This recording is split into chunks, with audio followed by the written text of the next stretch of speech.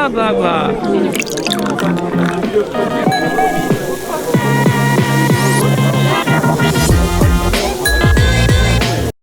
Bienvenue dans Happy Hour, le podcast où l'on prend le temps de parler de boissons autrement.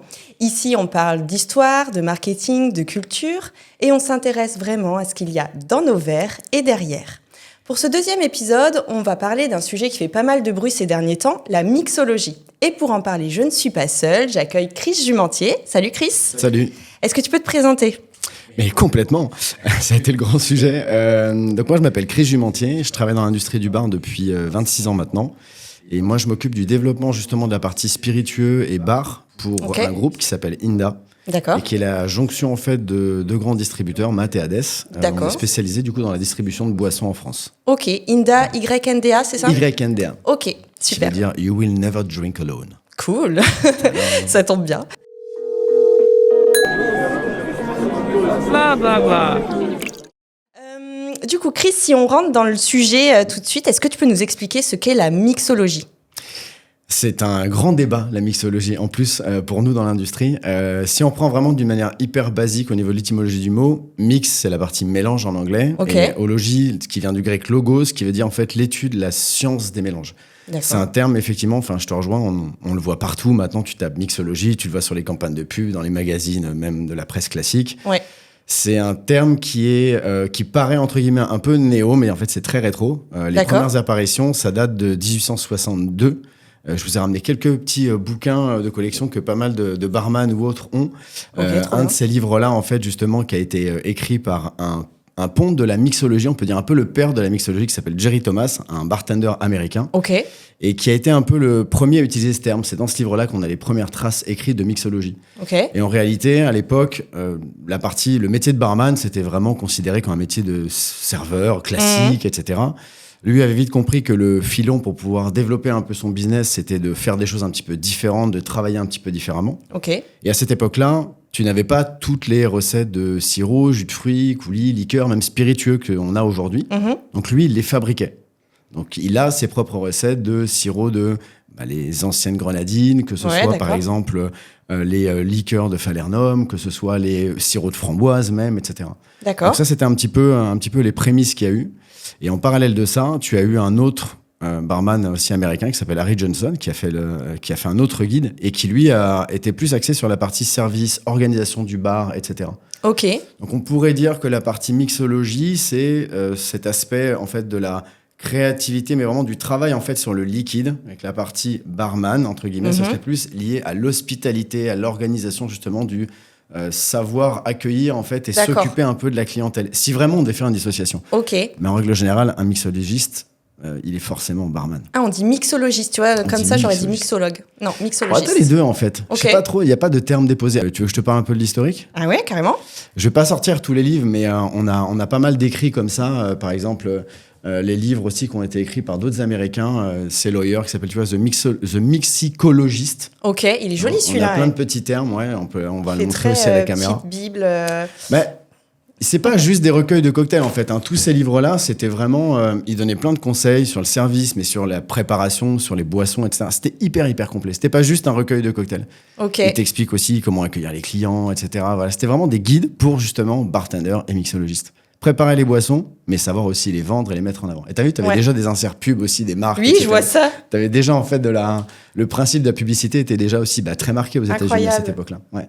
Tu dois avoir pas mal de vieilles gravures, etc. T'avais aussi les dessins aussi de certains verres et compagnie, et des pubs aussi pour pas mal de bars. D'accord. Et à la suite de ça, t'arrives au début des années 20, donc 1919, t'as eu la prohibition. Ouais. Prohibition un peu plus compliquée pour pouvoir effectivement se procurer ou consommer effectivement des boissons alcoolisées. Et la qualité des boissons était vraiment très dégradée. Et donc, du coup, là, ça trahissait pas vraiment. Le mot mixologie a commencé un peu à disparaître.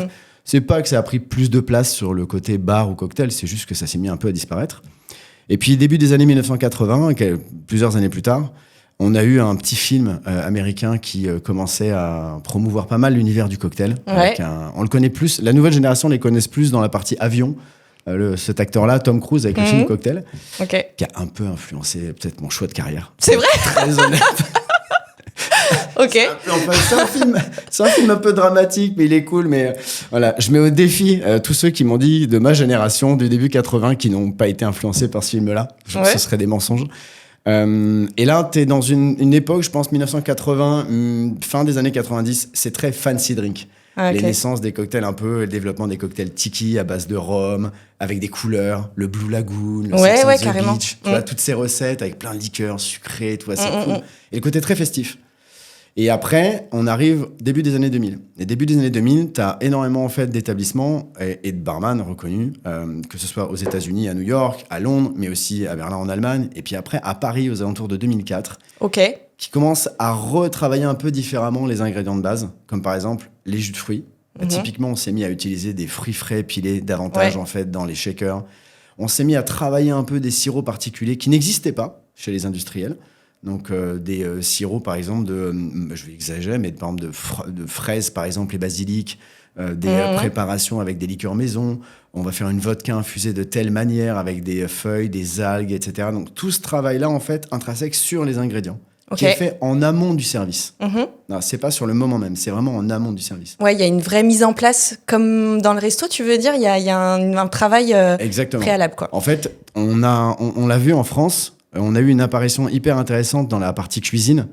Si tu regardes, au début, la cuisine, tu avais une vraie brigade, le chef, le sous-chef, chef de rang, ce qui est toujours le cas, en fait, de manière assez cadrée. Ouais. Mais début des années 2000, on a une explosion médiatique de la cuisine, où on a des émissions culinaires et des concours. Ouais. On a un mot qui apparaît aussi, la bistronomie. Oui. L'air d'avoir, en fait, des plats de notre héritage, en fait, du bistrot, mais à un niveau un peu plus élevé, plus travaillé, meilleur sourcing des produits, une sauce peut-être travaillée différemment, etc. C'est un petit peu ce qui s'est passé, si tu veux, au niveau du bar. C'est-à-dire que on a commencé à travailler les choses un petit peu différemment. On le faisait déjà à l'époque, mais là, on a poussé davantage. Et on a piqué, en fait, entre guillemets, les techniques en fait, d'extraction et de mélange des saveurs des cuisiniers. Le sous-vide. Tu vois, typiquement, la technique du sous-vide, on n'utilisait jamais ça en bar. Ça n'existait pas. Aujourd'hui, il y en a plein qui l'utilisent. La clarification, même la partie, la fameuse, tu sais, la cuisine moléculaire, qui a été plébiscitée en Espagne par ce fameux chef El Bulli, on a commencé à faire des sphérifications de billes aromatisées dans des cocktails, etc. Tout ça, ça venait effectivement de la cuisine. Et clarification, tu peux expliquer ? Clarification, c'est une technique qu'on utilise pour rendre translucide, tout simplement, en fait, un cocktail. Typiquement, alors pas le décolorer, le rendre translucide. Si par exemple, tu fais une pina colada, uniquement avec des produits qui n'ont pas spécialement de couleur, tu vois, typiquement, ou un rhum blanc, par de facto. Par certaines techniques, en ajoutant par exemple des jus de citron ou autres dans les matières crémeuses et compagnie, tu peux faire cailler en fait les éléments gras.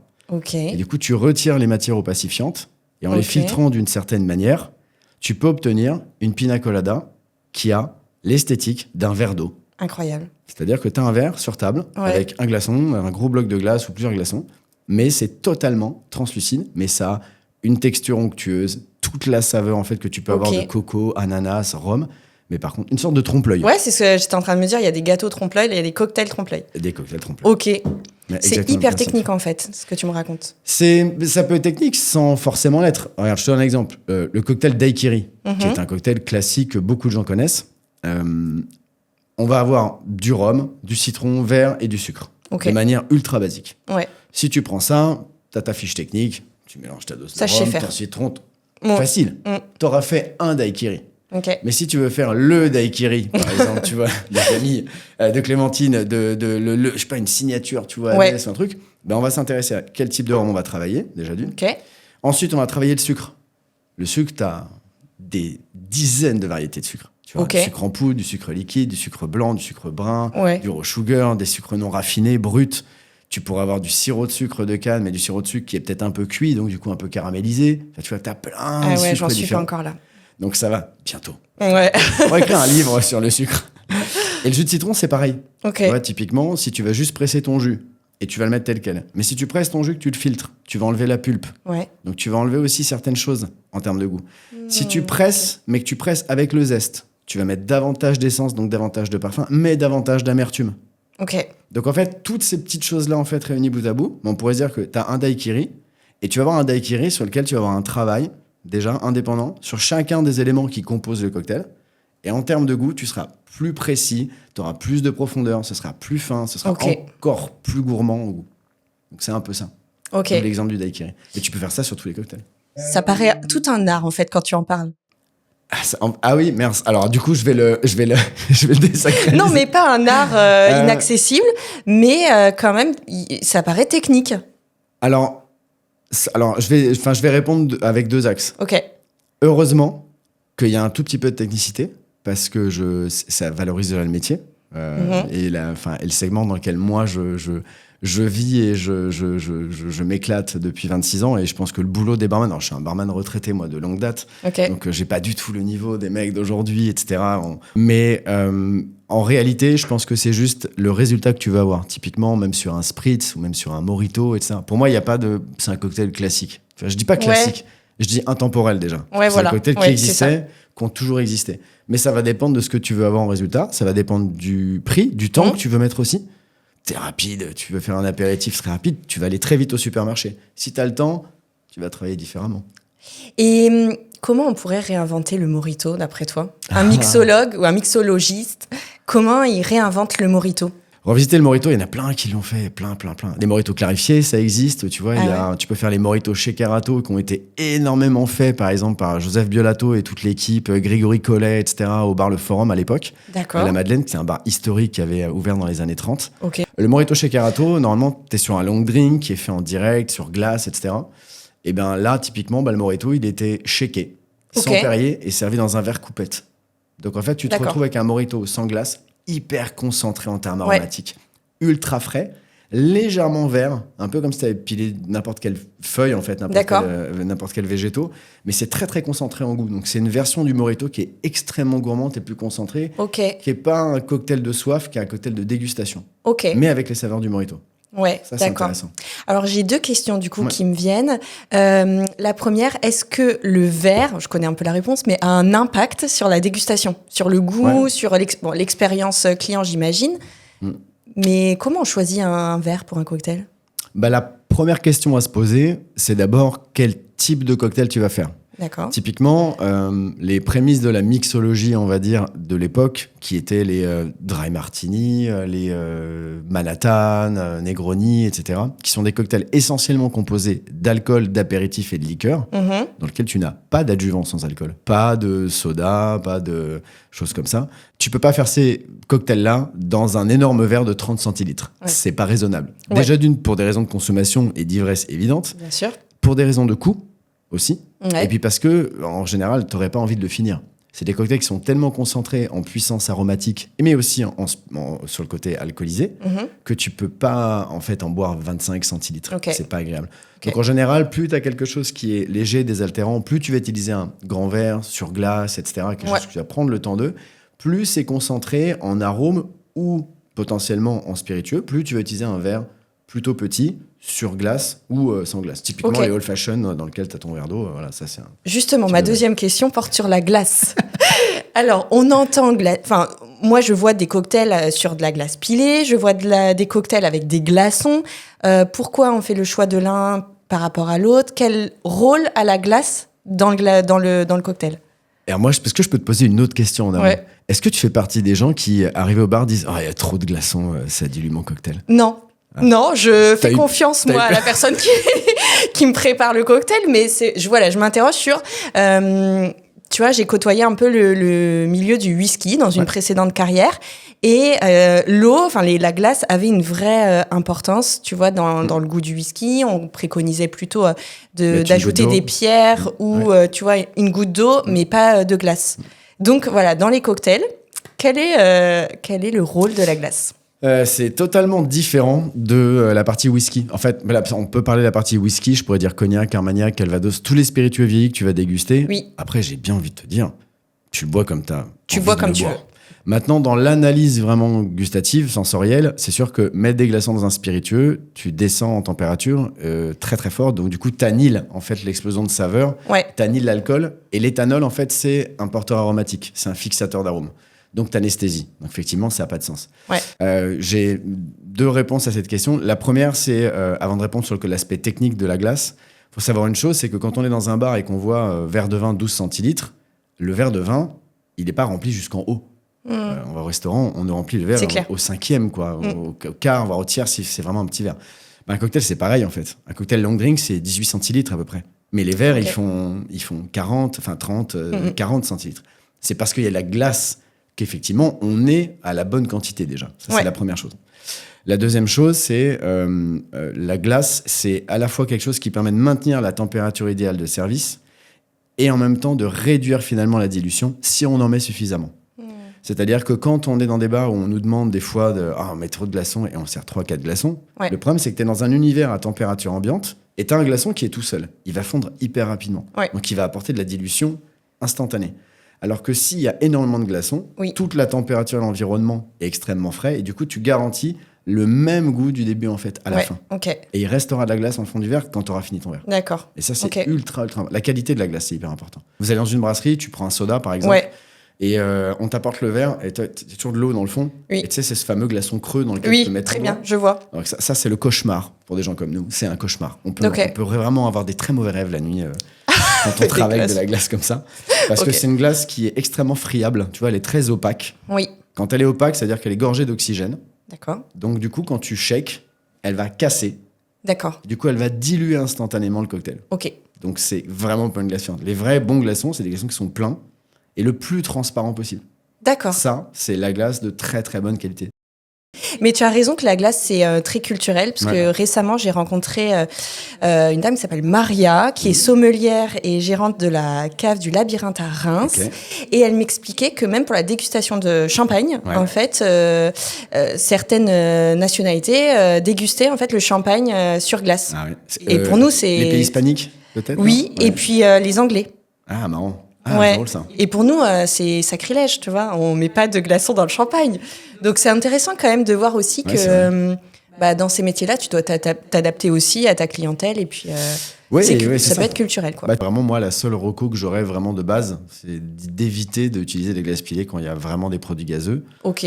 Ou sur les cocktails vraiment ultra classiques, très denses, riches. On parlait de Manhattan tout à l'heure. On pourrait parler Ouais. de Rob Roy, Negroni. On pourra vous mettre un lien si vous voulez avec plein de recettes, etc. là-dessus.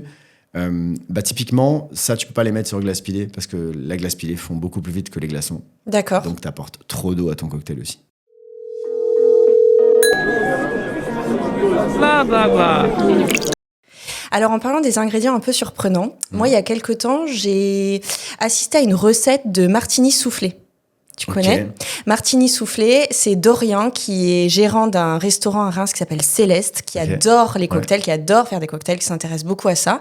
Et il m'a fait en direct, en fait, cette recette hyper technique où tu as la mousse qui sort très légèrement du verre. Enfin, c'était vraiment très joli à regarder. Et j'étais super étonnée de voir du blanc d'œuf dans le cocktail. Ouais. Mais genre, il a sorti ça. Déjà, j'étais étonnée de voir qu'on peut acheter du blanc d'œuf en bouteille. Ah, le Vauproduit, ça Tu vois s'appelle. Ouais, Voilà. les ovoproduits. Et donc, Tu peux acheter du jaune aussi. ouais, bah, non, mais Ou incroyable. œuf entier. Et comment ça? Pourquoi? En fait, c'est pour faire mousser, c'est pour. Le blanc d'œuf en Ouais, lui-même le blanc d'œuf. En fait, on utilise le blanc d'œuf en émulsifiant. Ok. Donc, c'est quelque chose. Alors, tu as deux techniques. Enfin, il y a trois choses. Il y a, pour avoir, en fait, si tu veux, cette espèce de mousse onctueuse sur certains cocktails, soit tu as le jus, en fait, naturel qui va te produire énormément de mousse. Typiquement, le jus d'ananas, c'est du bain moussant. Ouais, Tu ouais, shakes du jus carrément. d'ananas, tu as une mousse Oui. totalement folle. Ou on va rajouter une petite goutte en fait de blanc d'œuf, jamais trop, tu vois, 1 centilitre, 2 centilitres pour la plupart beaucoup de cocktails. Ouais. Ou tu as des recettes où c'est des blancs d'œuf entiers.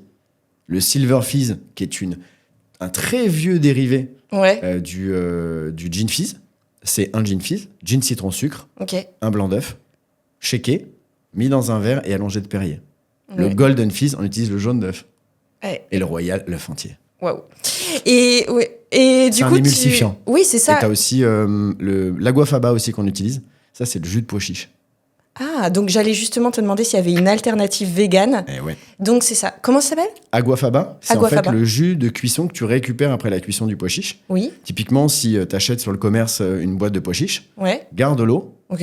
et tu l'utilises vraiment en petite dose, tu vois, un demi-centilitre dans tes cocktails quand tu les shakes. Et Ouais. bien sûr, pas en direct au verre, hein, il faut le shaker. Et J'adore. en fait, c'est quelque chose qui a une certaine densité et qui va faire que l'oxygène va venir être capturé. Et du coup, tu auras un Ok. émulsifiant.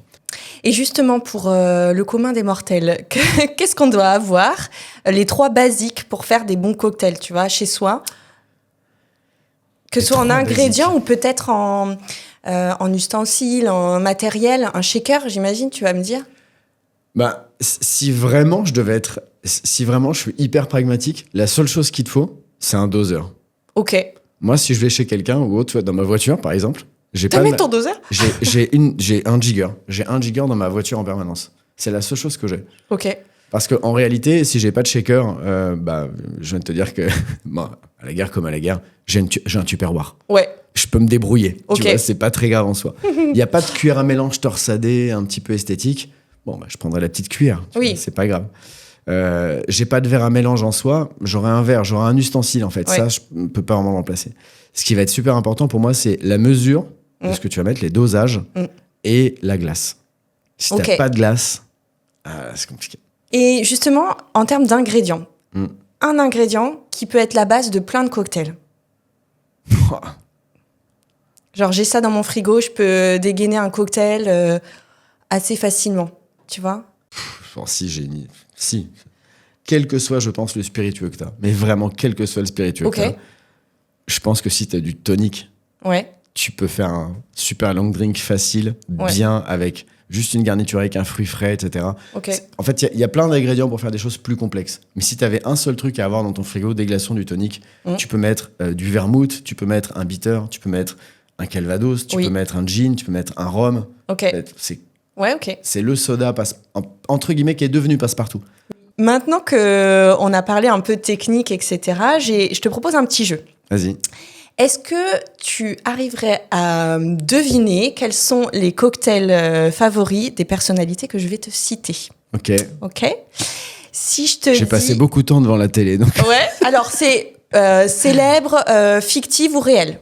Ah, fictif aussi? Ouais. Ah ouais, ok, ça tombe bien si tu as passé du temps devant la télé. La vache. Ah oui, au personnage, ok. Eva Longoria, ouais. Dans Desperate Housewives. Elles boivent deux choses, du vin et des margaritas. Voilà. Oui, des hectolitres un grand fan de la série. J'adore. Et du coup, pourquoi margarita? À ton avis, pourquoi on a associé... T'es quand même dans une zone, bon là, c'est quand même très proche et très limitrophe et culturellement de la partie mexicaine. Oui. Et la tequila, c'est le pays sur lequel ça a explosé le plus, c'est effectivement les États-Unis.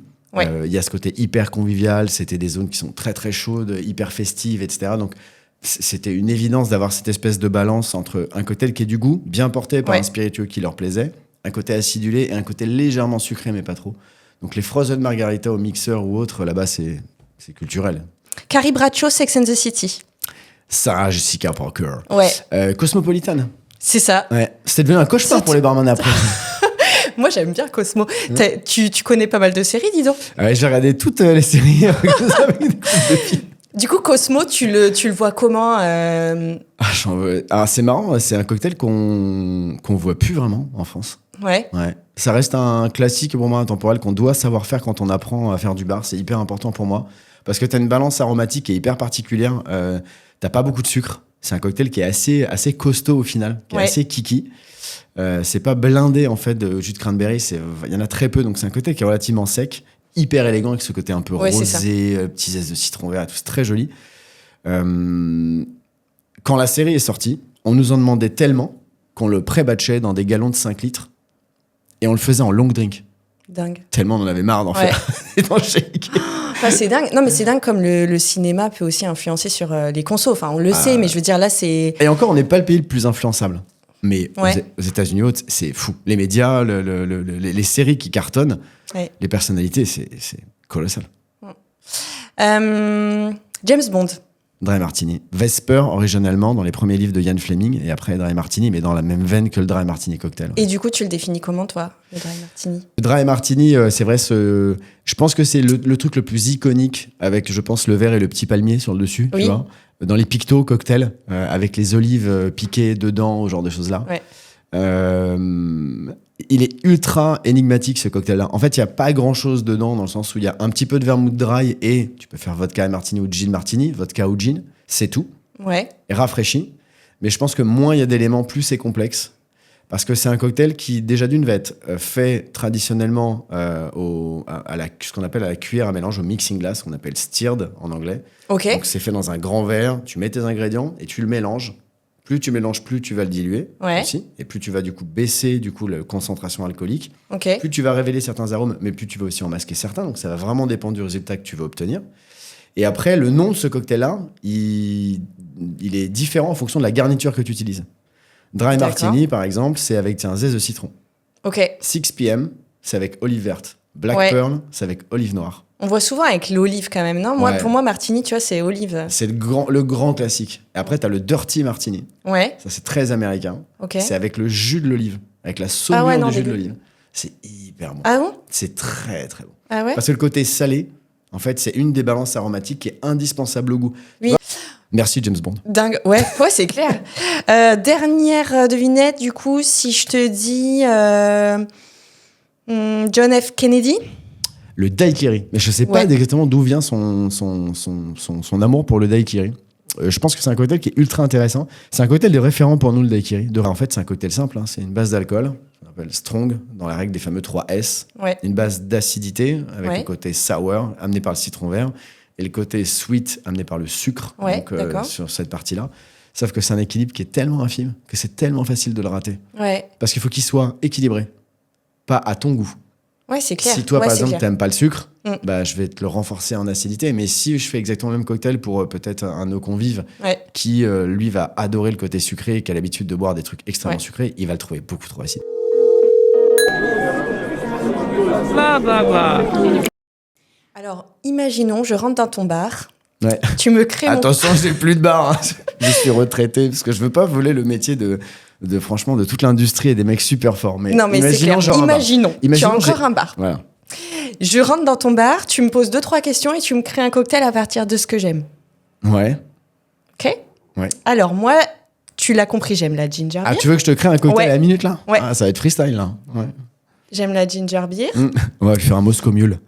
Je veux pas de jus d'olive, pas de jus de cornichon, pas de blanc d'œuf, pas de trucs comme ça. T'es allergique ou pas? Est-ce que t'as des allergies? Non. Donc ça veut dire que je peux le faire sans te le dire et te faire apprécier quelque chose que tu n'aimes pas à la base. Ça, c'est un challenge. C'est un challenge. Ouais. Ok. Alors, surprends-moi du coup. Ouais. Sachant que j'aime pas trop le sucre, Ouais. je suis plutôt acidité. Ok. De quoi tu as besoin comme info? T'aimes bien le gingembre, c'est ça que tu disais? Ouais. Il y a un spiritueux que t'aimes en particulier? Gin. Ok. Facile. Gin, gingembre. Si là, je te le faisais à la minute et que je suis dans un bar, que je suis dans le jus, je te ferais un dérivé de basil smash avec un petit peu de gingembre pour lui donner un petit côté un peu épicé. Ok. En rajoutant pas du gingembre pilé et je rajouterai pas de... Même si t'es très très fan et que tu en bois des litres, je ne Ouais. te mettrai pas de ginger beer. Je pense que j'utiliserai, tu vois, les pressailles. Ouais. Je suis fan de ça. Et je mettrai un cube de gingembre et je mettrai en fait une goutte de gingembre pressé pour Ouais, avoir j'adore. apporté juste en fait le côté frais. Ok. Et au niveau des garnitures, moi j'aime bien les garnitures qui sont comestibles, c'est un peu obligatoire, Ouais. mais qui sont pas forcément en fait des fois en lien avec le cocktail, mais qui peuvent être complémentaires. Oui. Pas forcément avec de la fumée, mais tu vois, les rimes par exemple, les choses tu peux mettre des épices sur le bord du verre, Oui. ou t'amènes un zeste où il n'y a pas de composé, il n'y a aucun lien en fait. C'est pas par exemple, je te fais du kumbawa par exemple, qui est un super agrume asiatique. Ok. Ça ressemble, t'as déjà vu, tu vois ce que c'est? Non. Ça ressemble à un tout petit citron vert. Ok. Tout petit tout rabougri, t'as l'impression qu'il est pourri et séché. Ok. Parce qu'il est très, trop petit, très très dur. On utilise le zeste. C'est ultra parfumé. C'est un mix entre du citron, du citron, de la citronnelle, un côté floral. C'est Ok. hyper fort en arôme. Et tu utilises que le zeste. Moi, tu découpes ça, tu le mets juste sur le centre du verre. Ouais. Je trouve ça hyper joli. Et est-ce que tu penses que le succès de la mixologie en France est lié à ça aussi, au côté, tu vois, expérience client, tous. On le sait, les lieux Instagrammables, les plats Ouais. Instagrammables, forcément, voilà, il y a un engouement. Ça doit jouer aussi quand même le succès de la mixologie dans cet univers où on est collé à nos téléphones, où on aime partager ce qu'on boit, ce qu'on mange. Typiquement, je pense que si aujourd'hui c'est aussi populaire, bon, il y a plusieurs choses. Faut pas se leurrer, les médias. Ouais. Ce qu'on est en train de faire aujourd'hui, typiquement, ça laisse des traces qui sont indélébiles à la différence du papier, qui malheureusement a quand même disparu. Faut vivre avec son temps, mais je veux dire malheureusement a disparu. Et aujourd'hui, c'est grâce à ça qu'on a pu plébisciter ce genre de choses-là, et que la mixologie, les cocktails, les produits que les gens connaissent Ouais. et vont dans des bars Ouais. et découvrent des cocktails aussi. Quel lien on peut faire avec les tendances aujourd'hui? On sait que les jeunes, finalement, consomment moins d'alcool. Tu vois, il y a quand même aussi d'autres boissons qui... C'est quoi jeune? C'est quel âge jeune? C'est plus jeune que toi et moi. C'est plutôt 25 ans, tu vois. On le voit dans les études, voilà, les jeunes consomment un peu moins d'alcool. Est-ce qu'on peut faire un lien entre la mixologie et ces tendances-là? Est-ce qu'on peut faire de bons cocktails sans alcool aussi? Et est-ce que... je connais ta réponse, mais voilà, la mixologie, c'est pas forcément à base d'alcool. Non. Et on peut faire aussi des trucs canons sans alcool. Et peut-être que justement, ça a le vent en poupe parce que cette génération-là cherche l'expérience client, tu vois, le côté Instagrammable, mais moins d'alcool. Non, mais c'est vrai, c'est un vrai... alors, pour même, sans te paraphraser, je pense que on est au-delà d'une tendance. Je pense qu'il y a une prise de conscience générique. Autant, tu vois, par exemple, on a développé un nombre de marathoniens incroyable pendant la crise du Covid et le confinement. Et à contrario, j'ai jamais eu autant de volume d'alcool. Tu vois, donc c'est bien. Oui. On s'est tous mis à courir, par contre. C'est vrai. Mais on a. À la maison d'une manière catastrophique. C'est vrai. Donc c'est même plus une tendance. Pour moi, c'est quelque chose qui est instauré. On le voit aujourd'hui, le nombre de marques de boissons sans alcool fini. Donc je parle les ginger ale, ginger beer, les Chorle, tous ces trucs-là. Tu vois, je pense que des maisons comme les Filles de l'Ouest, tu vois, elles ont fait un super boulot là-dessus. Que j'aimerais beaucoup inviter d'ailleurs. Bah, écoute, avec plaisir. Franchement, tu vas t'éclater avec Florence et l'équipe. Je pense que c'est super intéressant parce que ça donne des vraies contreparties. À côté de ça, sur la partie cocktail sans alcool, il y a un peu le cliché ananas, orange, trait de grenadine, tu vois. Ouais. Oui, c'est ça. Ouais. Un peu boring, très sweet. Et en fait, la particularité, c'est que tous ces cocktails-là, tout de suite, on se dit cocktail sans alcool, c'est un mélange de fruits et de sirop. Moi, j'en veux pas, c'est trop sucré. Ouais, c'est ça. Et puis chiant, comme tu dis, c'est un peu... T'as pas envie, t'as pas d'expérience. En fait, c'est ça la particularité. C'est-à-dire qu'aujourd'hui, en fait, si tu cherches pas l'ivresse, pourquoi tu bois de l'alcool? C'est la vraie question. C'est une conférence que j'ai donnée il y a pas longtemps. Ouais, c'est vrai, c'est hyper intéressant. C'est ça. Pourquoi tu bois de l'alcool? Donc, si tu en bois pas, dans ton cocktail en fait en lui-même, ça veut dire qu'il va falloir que tu travailles la même chose que l'expérience que tu as dans l'alcool. C'est ça. C'est-à-dire la complexité aromatique, le côté surprenant, etc. Ouais. Donc, aujourd'hui, on a de plus en plus justement de bartenders renommés qui, ils et elles, font un boulot de dingue sur la partie sans alcool, qui te mettent vraiment à genoux. Et pour moi, on a avec les cordiales, les shrubs maison, etc., tous ces travaux qu'on fait avec cette partie un peu acidifiée, les vinaigres, les choses comme ça, tu arrives à faire des trucs qui sont vraiment à tomber par terre. Moi, pour moi, c'est le saint graal de la mixologie. C'est ça, c'est être capable de faire 2 cocktails et de ne pas être capable de dissocier lequel est avec, lequel est sans.